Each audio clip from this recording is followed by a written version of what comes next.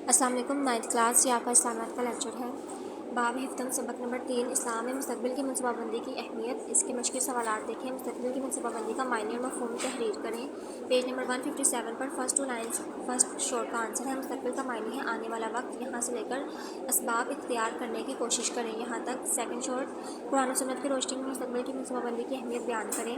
Page number 157 پر قرآن و سنت میں ہمیں موت کے بعد آنے والی زندگی کے لیے تیار کرنے کے حکم کے ساتھ ساتھ یہ تعلیم بھی دی گئی ہے کہ ہم دنیا کی زندگی میں بھی آنے والے دنوں کے لیے تیاری کریں۔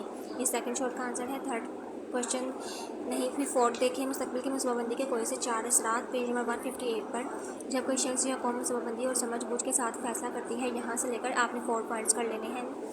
ففتھ کوشچن ہے مستقبل کی منصوبہ بندی کے حوالے سے سورہ حسنہ سے ایک مثال تحریر کریں۔ پیج نمبر 158 پر فرسٹ پیراگراف نبی کریم صلی اللہ علیہ وسلم کی مستقبل کی منصوبہ بندی کی ایک روشن مثال صلح حدیبیہ کا واقعہ ہے، یہاں سے لے کر مشرکین مکہ کی قوت پارا ہو گئی۔ یہ 4 لائنز آپ کا ففتھ شارٹ کا آنسر ہے۔ آپ کا کوشچن نمبر 3 اور کوشچن نمبر 6 مستقبل کی منصوبہ بندی کے 2 فائدے اور مستقبل کی منصوبہ بندی کے اسباق کی مختلف صورتوں اور شرعی حدود کی وضاحت۔ اس کا آنسر دیکھیں۔ کوشچن نمبر 3 مشقی سوال کا دیکھیں۔ مستقبل کی منصوبہ بندی انسان کو بہترین زندگی گزارنے میں مدد دیتی ہے، اس کی صورتوں میں تعلیم، کاروبار، بچت اور گھریلو معاملات شامل ہیں۔ اسلام میں منصوبہ بندی جائز ہے لیکن اس میں حلال و ذرائع اختیار کرنا، دوسروں کے حقوق کا خیال رکھنا اور اللہ تعالیٰ پر بھروسہ رکھنا ضروری ہے۔ کوشچن نمبر 6 مستقبل کی منصوبہ بندی کے 2 فائدے۔ مستقبل کی منصوبہ بندی سے انسان مشکلات کا بہتر مقابلہ کر سکتا ہے، اس سے وقت، دولت اور وسائل کا صحیح استعمال ممکن ہوتا ہے۔ اپنے اضافی سوالات دیکھیں۔ سوال نمبر 1 مستقبل کی ضرورت کے لیے اللہ تعالیٰ نے کیا حکم دیا؟ مستقبل کی ضرورت کے لیے اللہ تعالیٰ نے ہمیں حکم دیا کہ ہم اپنے پاس موجود وسائل اور نعمتوں کو ضائع نہ کریں۔ مستقبل میں کسی بھی تکلیف یا پریشانی سے بچنے کے لیے ابھی سے وسائل اکٹھے کرنا کوشش کرنا توکل اللہ کے خلاف نہیں۔ سوال نمبر 2 مستقبل کے متعلق قرآن آیات کا ترجمہ اور مسلمانوں تم ان کفار سے لڑنے کی تیاری رکھو جتنی قوت تم سے ممکن ہو۔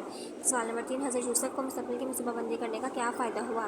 جواب حضرت یوسف نے مصر والوں کو قحط سے محفوظ رکھنے کے لیے شاندار منصوبہ بندی کی، یہاں تک کہ مصر نہ صرف اپنی غذائی ضروریات میں خود کفیل تھا بلکہ دوسرے ملکوں کو بھی غلہ فراہم کر رہا تھا۔ سوال نمبر 4 آپ صلی اللہ علیہ وسلم نے نعمتوں کے متعلق کیا حکم دیا؟ جواب نبی کریم صلی اللہ علیہ وسلم نے نعمتوں کو ضائع ہونے سے بچانے کا حکم دیا تاکہ مستقبل میں انہیں استعمال کیا جا سکے۔ آپ صلی اللہ علیہ وسلم نے اپنے پانی کو ضائع کرنے سے منع فرمایا اور زیادہ سے زیادہ درخت لگانے کا حکم دیا۔ سوال نمبر 5 نبی کریم صلی اللہ علیہ وسلم نے غزوہ خندق کے موقع پر کیا تدبیر فرمائی؟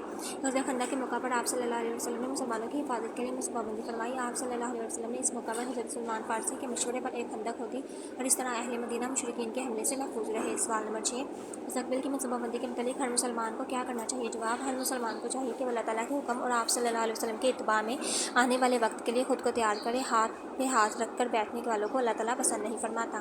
سوال نمبر 7 ہمارا معاشرہ کس طرح خوشحال معاشرہ بن سکتا ہے؟ جواب آج کا زمانہ حکمت و تدبیر کا زمانہ ہے۔ افراد و قوم آج کے دور میں مستقبل کی منصوبہ بندی پر بہت زیادہ سرمایہ لگا رہے ہیں۔ ہمیں بھی چاہیے کہ ہم انفرادی اور اجتماعی سطح پر مستقبل کی منصوبہ بندی کرنے کی سوچ اپنائیں، اسی صورت میں ہمارا معاشرہ ایک خوشحال معاشرہ، ترقی یافتہ معاشرہ بن سکتا ہے۔ یہ اضافی سوالات آپ نے اپنے رجسٹر میں نوٹ ڈاؤن کرنے ہیں اور انہیں یاد بھی کرنا ہے۔ اللہ حافظ۔